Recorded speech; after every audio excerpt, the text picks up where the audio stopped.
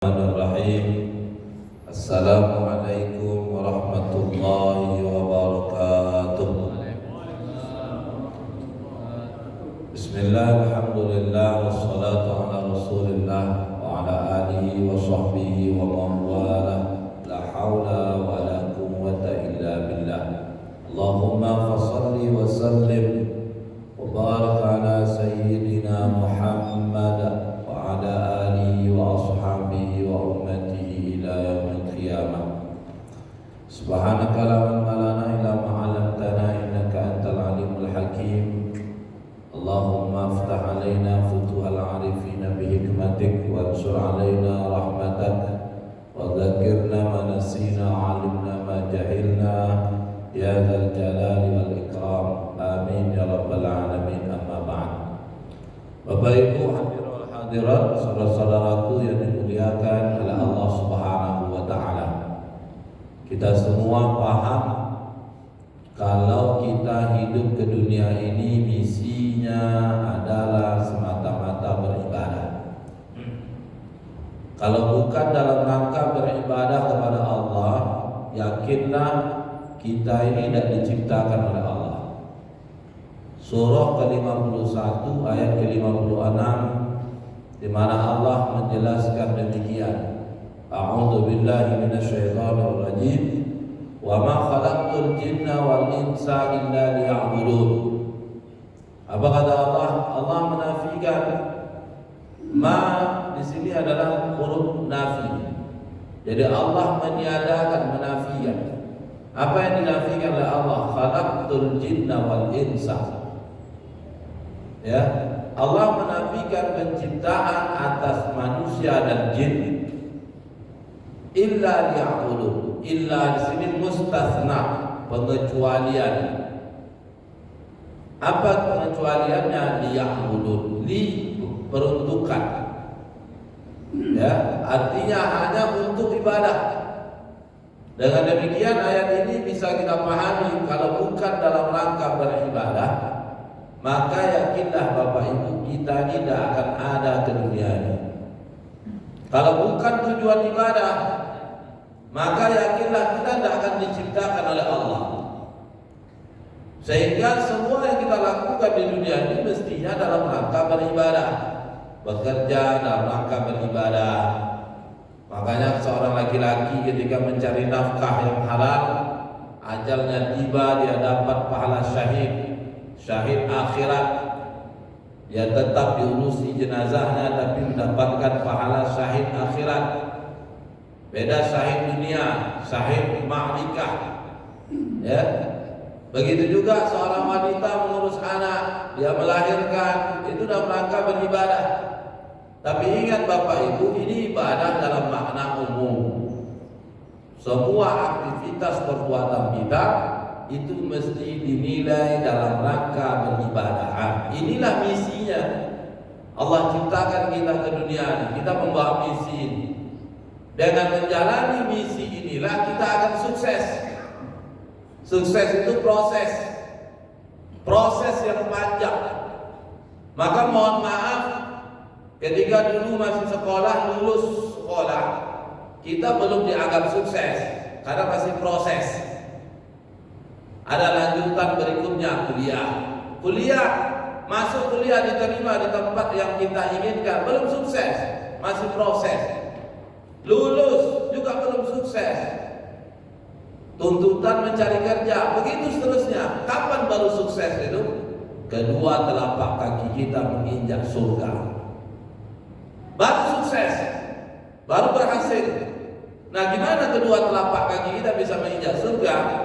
Mau tidak mau kita mesti jalani hidup sesuai misi dalam rangka beribadah kepada Allah Subhanahu wa taala. Baik ibadah secara umum, semua perbuatan tindak tanduk yang kita lakukan di dunia ini dalam rangka menghambakan diri kepada Allah, termasuk ibadah secara khusus. Ya, ibadah secara khusus menghambakan diri kepada Allah dengan melakukan amalan atau kaifiat tertentu. Misalkan sholat, zakat, puasa, bisa sembarangan, Pak. Ada kaifiat. Wudu pun tidak bisa sembarangan. Ada kaifiat. Kaifiat inilah yang membuat kita yakin kalau ibadah kita itu diterima. Kalau kaifiatnya kita anggap sepele, tidak kita perhatikan, maka kekhawatiran kita akan menjadi kenyataan. Apa yang kita khawatirkan? Kalau ibadah kita tak diterima, maka akan menjadi sebuah kenyataan. Namun kalau kaifiatnya kita lakukan, kita penuhi. Ketika kita beribadah, penuhi kaifiatnya. Berwudu, penuhi kaifiatnya. Ketika salat, penuhi kaifiatnya. Ketika berpuasa, penuhi kaifiatnya. Ketika bayar zakat, penuhi kaifiatnya. Haji, umrah, penuhi kaifiatnya. Meski kita khauf kalau ibadah kita tak diterima, tapi kita roja, berharap kalau ibadah kita diterima. Kenapa kita ada harapan, keyakinan kalau diterima? Karena ibadah yang kita lakukan sesuai kaifiatnya. Nah, itu ibadah dalam makna khusus. Ya, menghambakan diri kepada Allah dengan amalan-amalan tertentu sesuai dengan kaifiatnya. Wudu misalkan, wudu ada kaifiat. Ya, kaifiat tata caranya.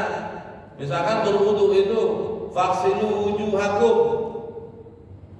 idza qumtum ila shalah. Jika kalian mendirikan salat, faghsilu wujuhakum, maka cuci. Nah, ini cuci, Pak, bukan siram. Itu makanya Imam Malik mensyarat menjadikan rukun dari wudu itu diratakan. Karena makna itu mencuci, bukan menyiram, apalagi memoles. Muka basah tapi tidak sesuai standar kaifiatnya, maka wudu tidak sah. Kalau wudu tidak sah, tak terpenuhi syarat-syarat dalam wajibnya kita sholat, yakni berwudu. Sehingga sholat kita berpuluh-puluh tahun, maka sholat kita tak dinilai di sisi Allah. Kenapa? Karena bermasalah di wudu ya. Faghsilu wujuhakum, cuci muka. Muka itu batasnya mana? Ini mohon maaf sekadar mengulangi, Pak. Dari atas ini ubun-ubun sampai dagu, dua paku telinga kiri kanan, itu batas kiri kanan. Atas di sini dagunya. Ini mesti rata air kena, tidak sekedar cuci ini. Kadang ada yang kena ini depan, samping tidak kena. Merasa berwudu, sudah terpenuhi syaratnya, dia sholat. Sholatnya mardud, tertolak. Kenapa? Man amila amalan. Siapa saja laki-laki maupun perempuan beramal, ya, laisa alaihi amruna, amalannya tak sesuai dengan yang kami perintahkan, yang kami lakukan, fahuwa raddun, maka amalnya itu tertolak. Tertolak kenapa? Karena tak memenuhi kaifiat, tak memenuhi tuntunan syariat, tak memenuhi apa yang dicontohkan oleh Nabi sallallahu alaihi wasallam. Ini muka, maka muka itu faghsilu wujuhakum wa aydiyakum. Wa aydiyakum itu apa? Mencuci tangan kalian.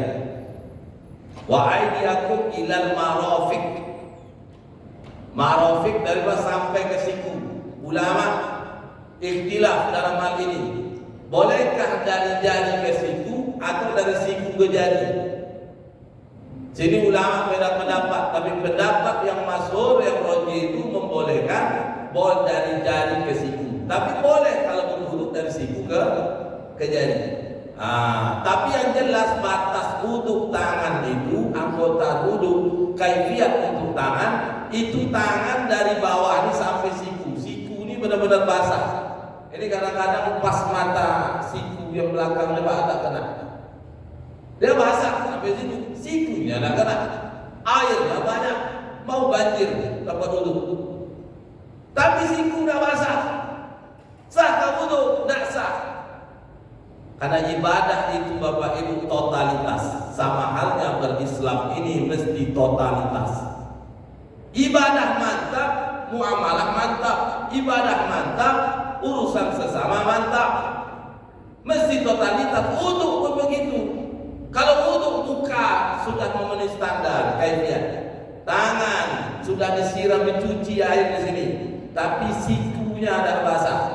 Ketika siku tidak basah, maka wudunya tak sah. Kenapa? Karena tidak totalitas, tak sempurna, dan tidak memenuhi kaifiat. Ini maka perlu berhati-hati, Pak. Makanya tidak heran kalau sekiranya ketika kita sholat ada masalah kurang khusyuk, pikiran di tempat kerja, teringat istri anak di rumah, teringat kebun siapa yang akan mengurus segala macam, semuanya ingat waktu sholat. Maka hal pertama yang perlu kita benahi adalah wudunya kita. Kalau khusyuk itu sulit saat sholat, maka ini ada masalah dengan wudu kita. Apa yang sering terjadi masalah ketika mencuci muka dan ketika mencuci tangan. Kalau kepala saya kira tidak ada masalah, ya, karena berdasarkan firman Allah itu mengatakan wamsahu biruusikum, menyapu. Bahkan Imam Syafi'i itu boleh bekas air yang lain digunakan untuk kepala. Jadi yang disapu itu kepala, bukan wamsahu bisu'urikum, tapi wamsahu biruusikum. Kenapa? Mohon maaf Bapak, kadang-kadang ada orang tak berambut. Kalau masih wamsahu bisu'urikum, maka bagi yang tak berambut alias botak itu tak bisa meniru rukun yang ini. Ya, maka biruusikum, kepala disapu.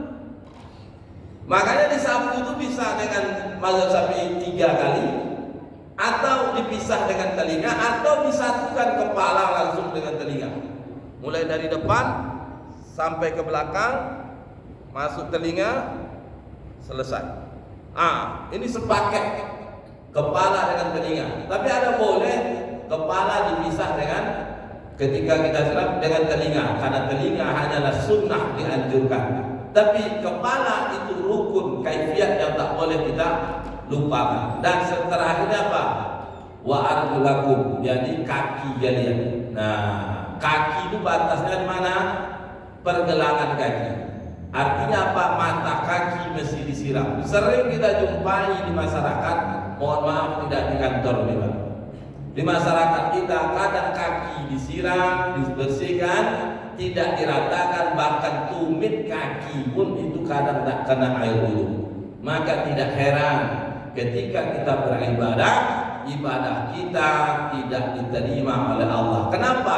Karena syarat-syarat sahnya ibadah tidak kita penuhi. Oleh karena itu Bapak Ibu yang berbahagia, mudah-mudahan kita ini diberikan kekuatan, niat yang lurus untuk benar-benar mengkaji, mengubah persepsi kita dengan hadir ke majlis-majlis ilmu seperti ini. Dengan begitu insya Allah sedikit banyaknya dari hal yang Allah syariatkan agar kita bisa kita benahi dan perbaiki dengan satu tujuan, supaya kita benar-benar menjalani misi di dunia beribadah. Nanti kita sukses di dunia. La yamurrul mu'min yaqtu la yaktubu fihi zambun. Ketika hari-hari yang kita lewati itu tidak dicatat dosa-dosa kita. Kewajiban kadang-kadang kita tunaikan, tapi kewajiban tidak selesai. Kenapa? Karena tak memenuhi kaifiat. Sehingga apa yang terjadi akhirnya kita hari-hari dicatat dosa kita, padahal kita melaksanakan perintah demi perintah. Tentu kita tak mengingat demikian. Maka dari itu penuhi syarat-syarat ketentuan yang Allah tetapkan, di mana kita bisa memahami dan memenuhi syarat tersebut. Makanya mesti hadir kita ke majlis-majlis ilmu, baik di kantor maupun di lingkungan tempat kita tinggal. Dengan begitu sedikit banyak akan mengubah pemahaman persepsi kita tentang Islam, dan kita beribadah sesuai dengan maunya Allah Subhanahu wa taala. Kepada Allah saya manapun, pada Bapak Ibu sekalian saya mohon maaf. Hadanallahu wa iyyakum ajmain. Barakallahu li wa lakum. Bismillahirrahmanirrahim. Subhanakallahumma wa bihamdika asyhadu an la ilaha illa anta nastaghfiruka wa natubu ilaik. Walhamdulillahi rabbil alamin. Wabillahil hidayah wa taufiq. Wassalamu alaikum warahmatullahi wabarakatuh.